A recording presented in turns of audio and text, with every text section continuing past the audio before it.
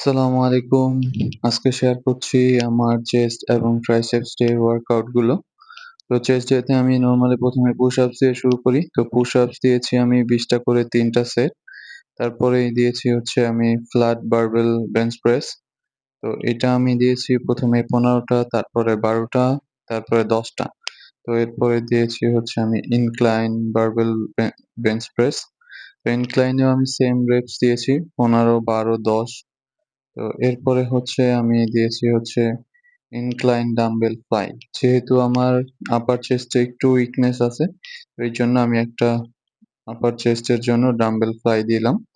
তো dumbbell fly পরেই হচ্ছে আমি দিয়েছি পেক ফ্লাই। তো পেক ফ্লাইটা হচ্ছে মিড চেস্ট এবং ইনার চেস্টে কাজ করে। তো এটা অনেকে পেক ডেক ফ্লাই বলে, অনেকে পেক ফ্লাই বলে।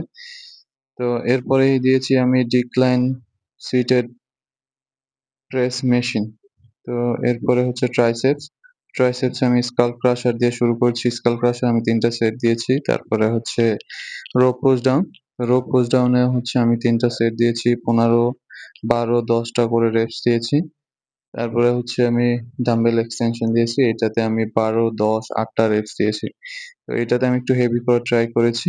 তো এরপরেই হচ্ছে আমি সিটেড ট্রাইসেপস এক্সটেনশনটা করেছি।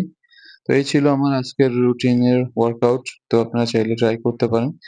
তো সুস্থতাই হোক আপনার মূল লক্ষ্য। ধন্যবাদ।